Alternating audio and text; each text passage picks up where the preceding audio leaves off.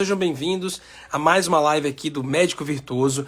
Eu sou o professor Vinícius, sou professor e mentor de carreiras e eu vou conversar um pouco com vocês sobre como eu estudaria para o Enari faltando 90 dias. Esse tema é super importante, primeiro porque o Enari está batendo as portas aí da gente, né? A prova vai ser ali por volta do dia 20 de outubro de 2024 e a gente precisa muito, de fato, entender como estudar nessa reta final para o Enari faltando 90 dias, né? A gente está falando de agosto, setembro e metade de outubro, junto com esse metade final aqui de julho que a gente está. Então é super importante entender. Então esse tema é muito importante porque o Enari se transformou na principal prova dos últimos anos. A gente tem a divulgação agora da quantidade de vagas que a gente vai ter para esse ano de 2024 e a gente está falando aí de cerca de 150 instituições e mais ou menos 5.102 vagas, sendo que a gente tem aí por volta então de 3.000, 4.000 vagas, perdão, são 8.000 vagas, 5.000 foi ano passado, então a gente está falando de cerca de 5.000 vagas mais ou menos para residência médica e não multiprofissional. Então são 5.000 vagas, pessoal, a gente está falando de 18.000 vagas mais ou menos de residência médica que existem no Brasil. Então o Enari agora tem 1/3 de todas as vagas, né? Por isso que o Enari é tão importante e a gente precisa saber, e eu queria passar para vocês como que eu me prepararia hoje se eu tivesse faltando 90 dias para o Enari. Eu sou um aluno, por exemplo, que não se dedicou até agora, que não conseguiu achar uma metodologia de estudo de fato para poder fazer de forma consistente, e eu vou explicar para vocês isso ao longo do vídeo, né? Mas antes de mais nada, eu queria explicar um pouquinho, para quem não conhece, o Enari. Então o Enari, ele é o Enem da residência médica, e ele começou lá em 2020, com poucas vagas, e foi subindo, e eu lembro quando a gente tinha 1.000 vagas, 2.000, 3.000, 4.000, e agora provavelmente 8.000 vagas que a gente vai ter, sendo 5.000 da área médica. E aí, por que o Enari tem tanta força? Porque da mesma forma como o Enem, existe um incentivo do próprio governo federal, e como o Enari é feito, ele é gerido pela própria EBSER, ou seja, é a própria EBSER, que é a Empresa Brasileira de Serviços Hospitalares, que acaba patrocinando o Enari como um todo, existe um interesse do próprio governo em fazer com que o Enari dê certo, né? Então o governo federal quer saber quem são as vagas de residência, quem está ofertando as vagas de residência médica, quem são os alunos que estão entrando ali para cada uma dessas vagas, e por isso que o Enari é tão importante.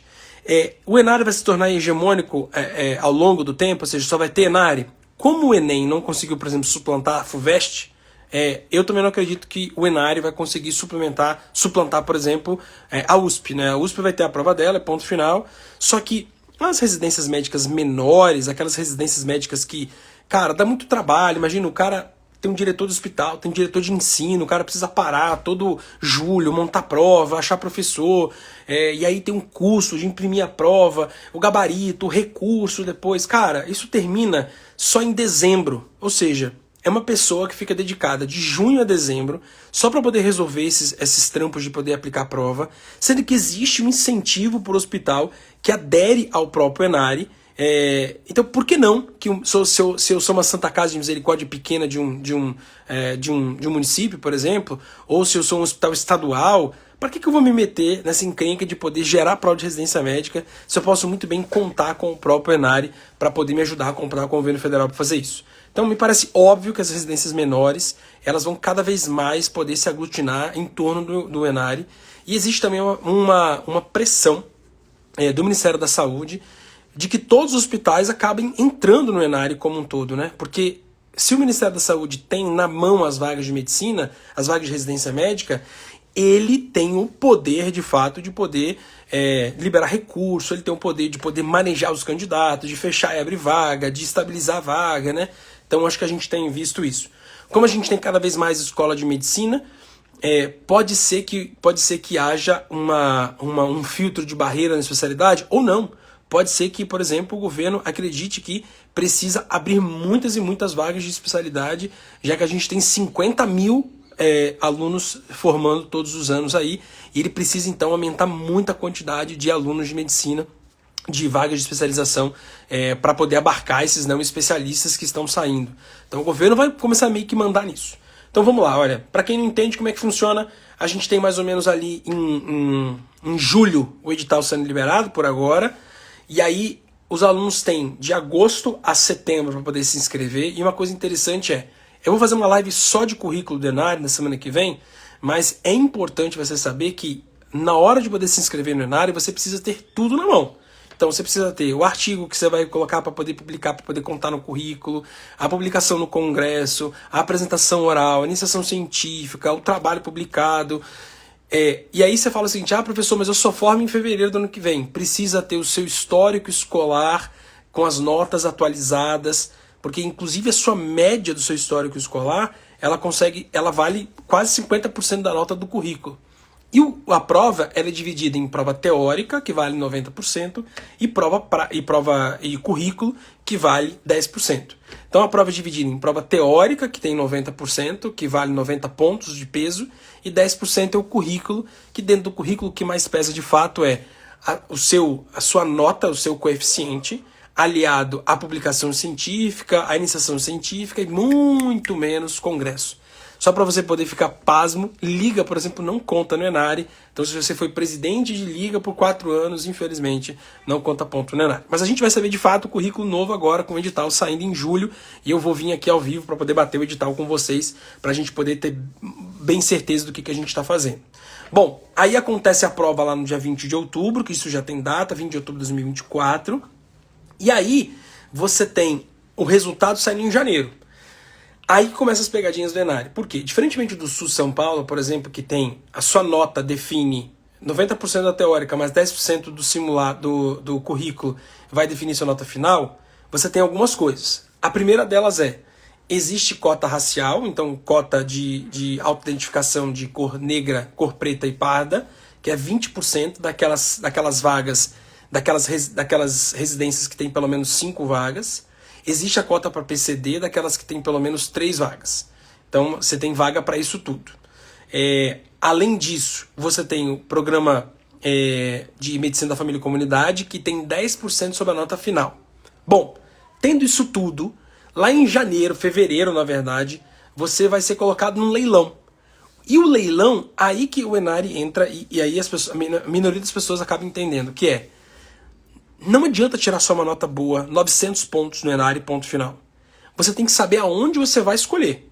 Na minha mentoria, quando os alunos estão se preparando comigo, ou quando eu vou no 4º encontro, eu vejo com ele quais são as provas que a gente vai fazer, ele fala Enare. Eu falo, beleza, aonde no Enare?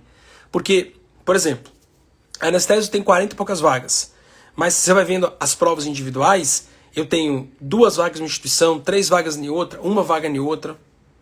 A depender do que o aluno escolher, mesmo que ele tenha uma nota boa, se tiver um outro candidato com nota boa em cima dele, ele não entra naquela instituição. E aí, por exemplo, se tem uma outra prova que o primeiro colocado daquela instituição, quando ele escolheu, teve uma nota inferior à daquele candidato, o candidato que teve uma nota inferior consegue ser aprovado, e o candidato que teve uma nota maior, por ter escolhido uma instituição mais concorrida, acaba não passando. Então, por exemplo, quando a gente olha aqui no ano passado, vou pegar um pouquinho aqui pra gente poder ver quais foram as principais concorrências. Psiquiatria, 39, neurocirurgia, 36, extra, né? Então, otorrino, 34, anestésio, 30, cardiovascular, 28, dermato, 27, oftalmo, 26 e geral, 25. Mas você fala assim, putz, dermato tá ótimo, né? 27, por exemplo, né? Enquanto no PSU Minas Gerais bate 80, né? Ou anestésio, que no SUS Bahia bateu 75. Tá ótimo, então concorrência de 30 para 1, mas isso é uma concorrência global. Mas você não concorre a todas as vagas. Então não adianta nada ele me falar que a concorrência global é a quantidade de candidatos dividido pela quantidade de vagas, porque o que eu preciso saber de fato é quantos candidatos já sinalizaram que vão querer determinada instituição. Só que ele não sabe disso. Por quê? Porque você vai sinalizar a instituição que você quer no primeiro leilão de vagas e no segundo leilão de vagas, que não depende da sua nota, mas depende muito de onde você escolher. Então, imagina que tenha uma instituição que tenha uma vaga de anestésio, uma outra que também uma vaga.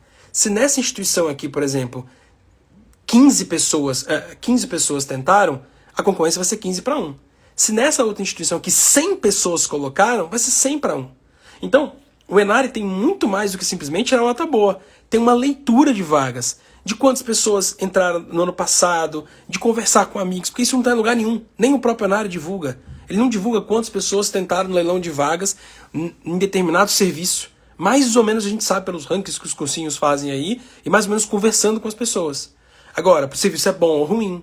Por isso que eu tenho a minha própria estratégia com os nossos alunos, que aí faz sentido eu contar para quem está dentro da mentoria, que é uma estratégia de poder escolher a melhor instituição para aquele aluno. Então o aluno vai me dizer qual é o estado que ele quer passar, qual a instituição que ele quer passar, qual a vaga que ele vai tentar e qual a nota mais ou menos que ele vai tirar.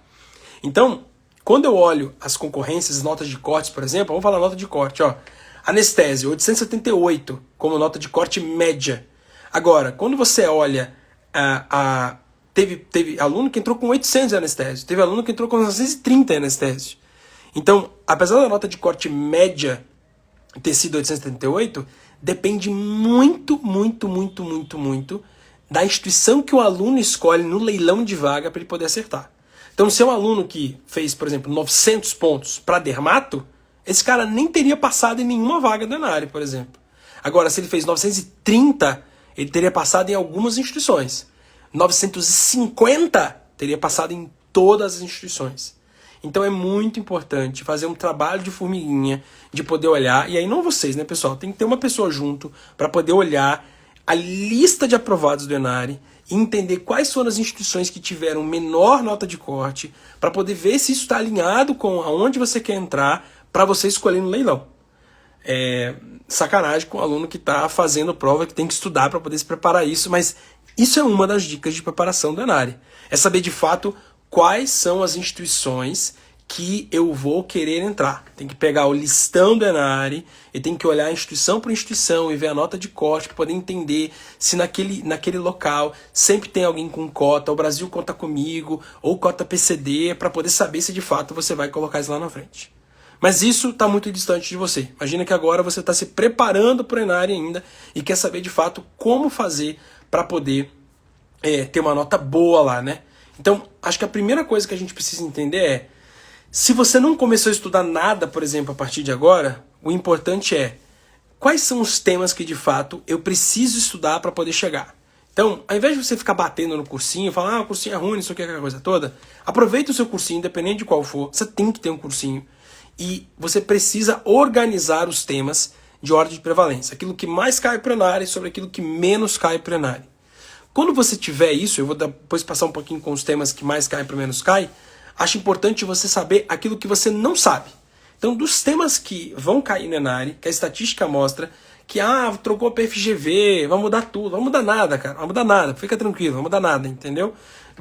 A FGV vai organizar a bagunça que a OSCP fazia. A OSCP era uma instituição desconhecida que coordenava simplesmente o maior concurso de provas do país de residência médica. Eles vão colocar agora na mão de alguém que faz concurso o tempo inteiro e é isso que vai acontecer. A FGV pode botar um outro professor dele? Sim, mas eles vão utilizar os professores que a própria OSCP utilizava antigamente, entendeu? Bom, eu pensaria desse jeito se eu fosse organizar um concurso.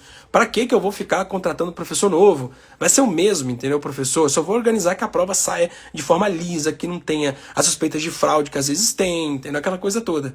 Eles querem evitar a todo custo um Enem, que sempre tem uns escândalos associados, colocando uma instituição de lisura como a própria FGV. Beleza, tendo isso em vista, muito provavelmente a estatística vai completar. E mesmo que sejam questões diferentes, que a FGV é uma banca diferente, que vai cobrar diferente, não vai sempre cair os mesmos temas. 80% dos temas. Aí pode ser Pareto, você pode utilizar Pareto, pode utilizar 2 desvio padrão, pode utilizar curva normal. A medicina é a mesma, sempre vai cair os mesmos temas na prova. Obviamente, você não vai saber sempre os temas que vão cair.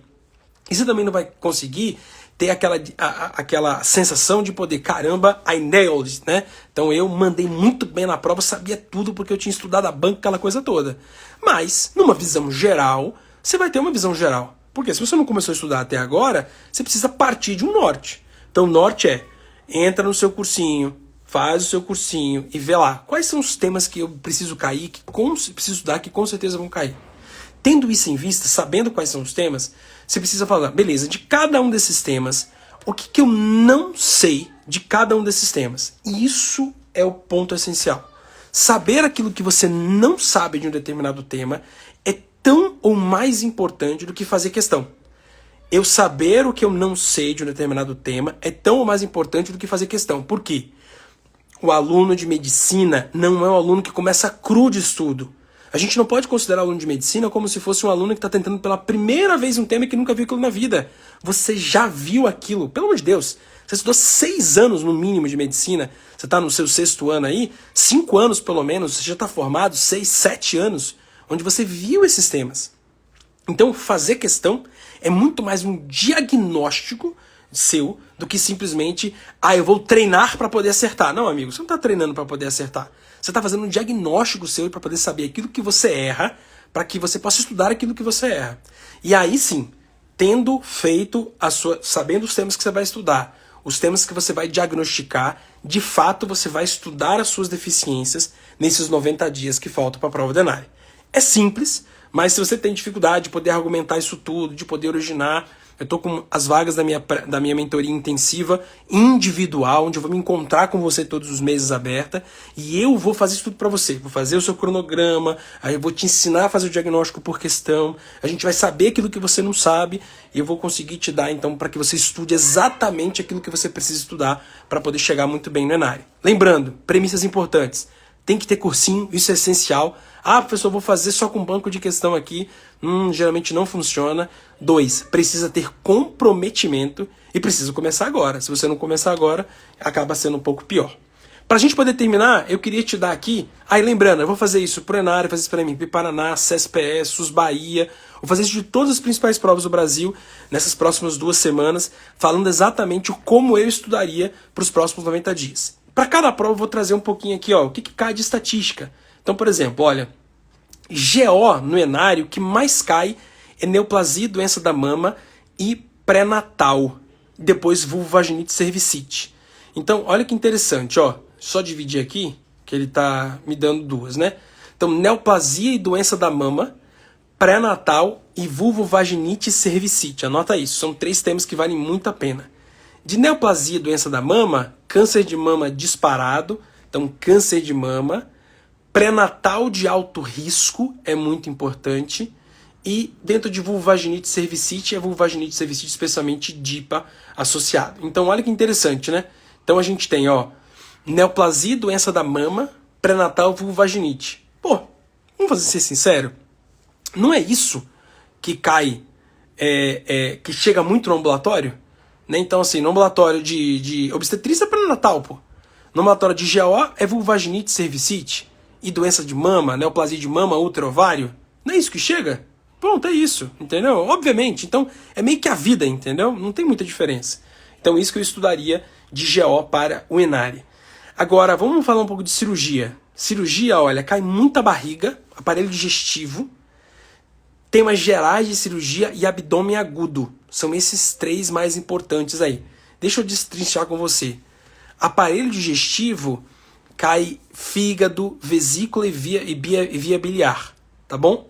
Então, fígado, vesícula e via biliar. Colecistite, né, pancreatite associada, a doença calculosa, doença do fígado, então cai bastante isso. Em temas gerais de cirurgia, antibiótico profilaxia na cirurgia pré-operatória. E no abdômen agudo, obstrução intestinal. Então, assim, a diferença é muito pouca de um tema para o outro aqui, mas abdômen agudo é o que cai óbvio, né? Então, obstrução intestinal do idoso, às vezes apendicite aguda. Em tema geral de cirurgia, todo mundo sabe que num ambulatório de cirurgia ou num pré-operatório de cirurgia tem que ver antibiótico profilaxia. E de cirurgia aparelho digestivo, o carro-chefe de fato é vesícula e via biliar. Beleza? Então de cirurgia é isso que eu me concentraria mais. Agora, do tema de clínica médica, cardio, reumato, neuro. Cardio, reumato, neuro. Cardio sempre cai. Reumato talvez aí é a coisa mais estranha. Agora neuro, né? Os temas de emergência, AVC, infarto, tem que estar representados. Em cardio, cai muita arritmia, infarto. Em reumato, artrite e vasculite, né? E neuro, o quê? A véia demência. Né? Então é bem em linha mesmo com o que a gente vê no dia a dia, para você não se assustar e falar, nossa, o que cai nas coisas, né? E agora que eu não trouxe pediatria, mas eu vou pegar a pediatria ali. Em preventiva, é processo saúde e doença, atenção primária, medicina, família e comunidade. O que cai em processo saúde e doença? Deixa eu ver aqui, prevenção secundária e rastreio. Prevenção secundária e rastreamento, beleza. Atenção primária, condições sensíveis na atenção primária, então população LGBT, população menos assistida, e medicina família e comunidade, obviamente, método clínico centrado na pessoa. E para a gente poder terminar, pediatria, né? Então pediatria cai. Pneumologia pediátrica, neo e emergências. Vamos ver aqui o que tem. Pneumologia pediátrica, o que é? Pneumonia, pô. Pneumonia e asma. Cai igual. Bronquiolite também junto. Neo, cuidado neonatal, infecção congênita. Cai igual também. E emergência, choque abdômen agudo na pediatria. Então, para a gente poder resumir, o ENARE de fato é a maior prova e vai ser muito grande, cada vez maior. É uma prova que a princípio parece ser ingênua, porque cai em temas que a gente sabe que vão cair, mas ela tem muito mais meandros do que a gente pode imaginar. Especialmente em ter todos os documentos de currículo, e o currículo é uma roleta russa, às vezes, de vez em quando, porque eu vi aluno com muito documento tirando nota baixa, aluno com pouco também de nota alta. Então, tem que ter tudo pronto até setembro na inscrição. 2, tem que verificar se você tem direito às bonificações, seja de cotas, seja de medicina da família e comunidade. E 3, tem que tirar uma nota boa, mas não só isso. Tem que saber escolher exatamente aonde você vai fazer. Para poder estudar escolhe os temas principais, faz questão diagnóstica, fala assim, cara, isso eu não sei, e estuda de fato aquilo que você não sabe com o seu caderno de erro. Se você não sabe fazer nada disso, está perdido e quer passar na prova do ENARE no final do ano, eu estou com as inscrições abertas da minha mentoria intensiva individual para ENARE, onde eu, professor Vinícius, vou te acompanhar até a prova do ENARE para que você não tenha que correr sozinho. Só falar com o time comercial no meu perfil. Vou falar nas próximas semanas do currículo do ENARE e vou começar a falar de MP Paraná, ANRIG, SES Goiás, SESPE, provas que têm as suas próprias particularidades. Pessoal, super legal ver vocês aqui e um super beijo. Tchau, tchau.